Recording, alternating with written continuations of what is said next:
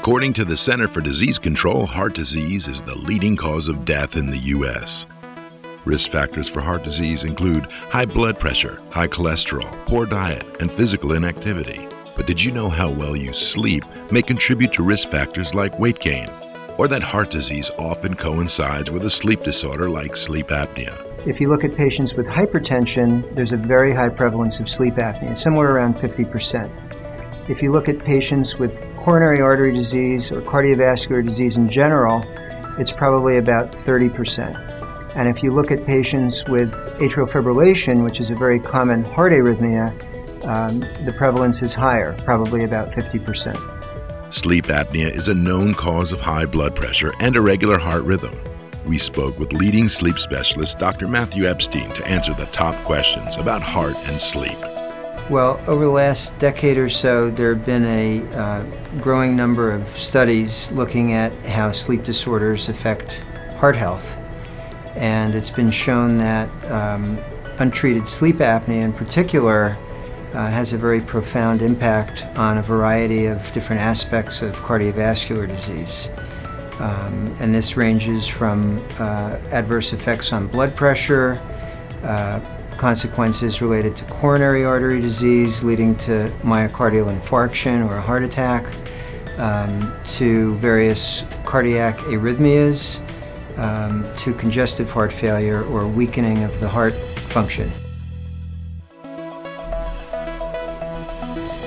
Treating sleep apnea has a number of benefits for patients with underlying heart disease. For patients with hypertension, treating sleep apnea often leads to an improvement in blood pressure control and often a reduction in the amount of medication required to treat the hypertension. For patients with coronary artery disease, we know that sleep apnea can make things worse, and if you treat underlying sleep apnea, this can help prevent progression of already established coronary artery disease. For patients who have cardiac arrhythmias, treating sleep apnea can be very important in helping get the arrhythmias under control. And for patients with weakened heart muscles, a condition known as cardiomyopathy or congestive heart failure, treating sleep apnea often leads to a significant improvement in cardiac function.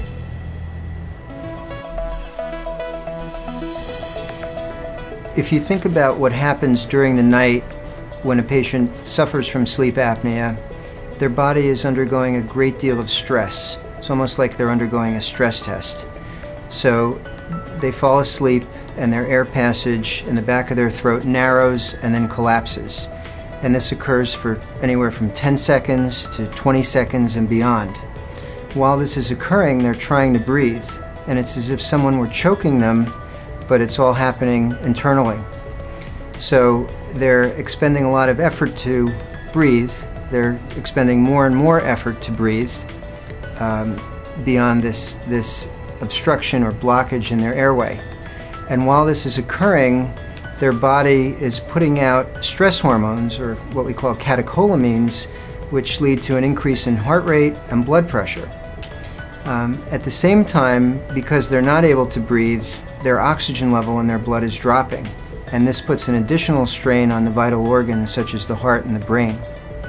So when we measure different parameters while patients are having apnea during their sleep, we find that the heart rate is up, they become tachycardic, their blood pressure skyrockets, there are surges of these stress hormones, and all of these changes lead to the end consequences, including hypertension, coronary artery disease, stroke, etc. There were a couple of interesting studies that were done through the Mayo Clinic which showed that patients with sleep apnea have a much higher incidence of having a heart attack during their sleep. The Mayo Clinic also performed a second study showing that patients with sleep apnea are much more likely to die during their sleep. Sleep apnea can really affect anyone. Sleep apnea can affect children, it can affect young adults, but the majority of those affected by sleep apnea are those in middle age, so 40s, 50s, 60s, and beyond. We generally worry most about treating sleep apnea in the patients in their 5th through 7th decades. A recent telephone survey by the National Sleep Foundation several years ago estimated that up to 25% of the adult middle-aged population likely suffers from sleep apnea. Only a small percentage of that population has been formally diagnosed with sleep apnea. Probably only about 5% of those who suffer from sleep apnea have been formally diagnosed with it. We actually did a study out of this sleep center several years ago looking at patients with various forms of cardiovascular disease, and we found that only a very small percentage of those patients were asked by their physicians whether or not they had signs or symptoms of sleep apnea. This means that the majority of the patients that we saw in our study asked their doctor about sleep apnea rather than having their doctor ask them. We know that treating sleep apnea has very important benefits for a variety of cardiovascular disease. We know that patients with hypertension who treat their sleep apnea often see improvement in their blood pressure, often to the point where they can reduce or eliminate some of the medication. We know that for patients with atrial fibrillation, which is a very common heart arrhythmia, that treating sleep apnea has a very important benefit in helping get the arrhythmia under control.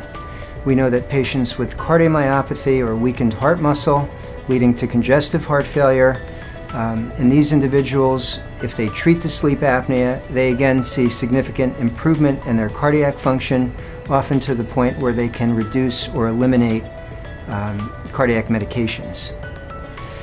There was a large study that was published about 5 years ago out of Europe looking at a large population, several thousand patients, all with coronary artery disease. Those individuals who were also diagnosed with sleep apnea did much better from a cardiac standpoint if they treated the apnea.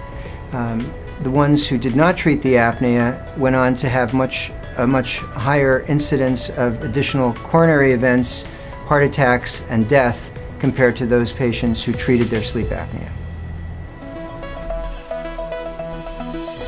When we talk about treating sleep apnea, there's often a variety of approaches that we take. First, we try to educate and counsel patients on things that they can do to help improve the sleep apnea. Often this relates to weight loss, avoiding alcohol or sedating medications, and looking for other secondary causes of sleep apnea, such as abnormal thyroid function.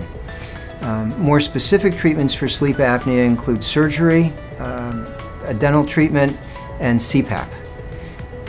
Surgery is often limited in effectiveness for sleep apnea.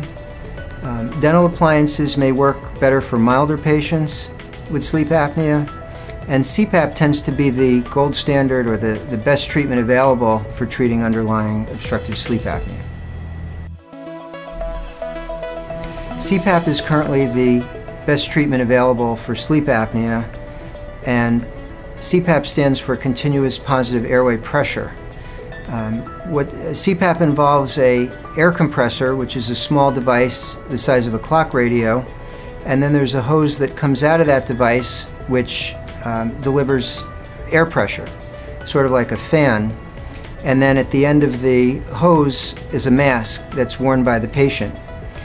And when the CPAP is on, air pressure comes from the device through the hose and through the mask down into the patient's throat, and it prevents the air passage from collapsing.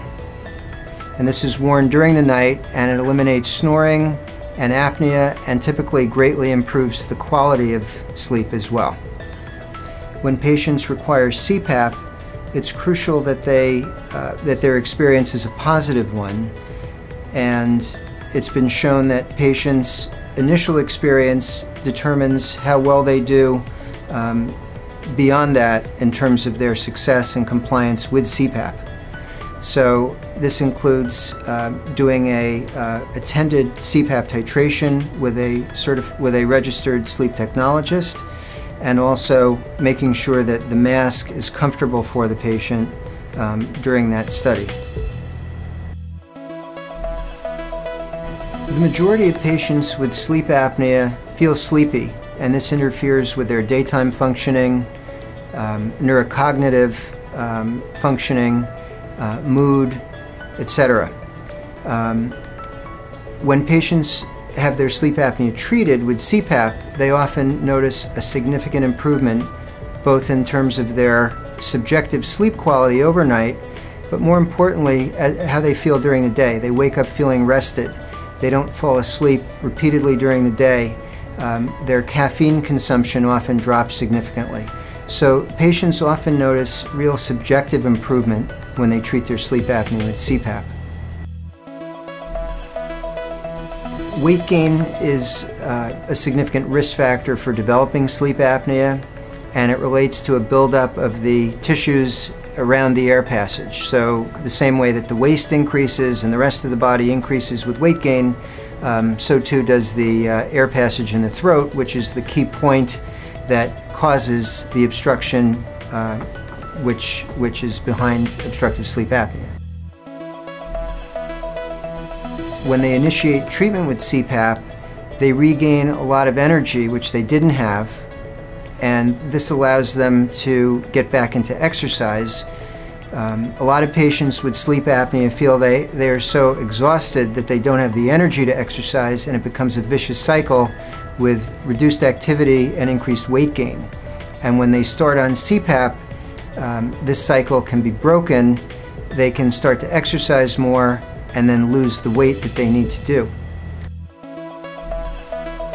For patients with concern for underlying sleep apnea, I think it's very important to be evaluated and treated through a sleep center. Sleep centers tend to be staffed by sleep specialists who have specific expertise in all aspects of sleep medicine. We've done specialized training, we're board certified in sleep medicine, and we oversee the entire gamut of care from sleep testing to treatment. It's been shown that if you're treated by a sleep specialist through a sleep center, your outcomes tend to be better. We have a very high compliance rate with CPAP, a very high success rate. When you have a sleep study done through a sleep center, we try to recreate the home environment for sleeping, and patients tend to find this to be a very comfortable place to come for evaluation. Well, there are two areas that one would come to a sleep center for. One would be to get a clinical evaluation by a sleep specialist, and this would include going through your sleep history and then doing a detailed physical examination to determine whether a sleep study is then indicated. If so, then you would return to the sleep center at night for your sleep study. And the overnight sleep studies are done in private rooms, which are much like a hotel room. We try to make them very comfortable, and it's very similar to sleeping in a hotel room. During the sleep study, we monitor all of the different aspects of your sleep, including your breathing, your heart function, your oxygen level, muscle movements, etc. And we get an entire recording for the entire time that you sleep. We then analyze that to fully determine the quality of your sleep, whether there are any abnormalities outside the breathing, and then more specifically, we're able to document whether or not there is sleep apnea, and if so, how severe it is. If you click on the link below, you can get more top answers about heart and sleep. All your questions are answered by a medical professional who specializes in sleep.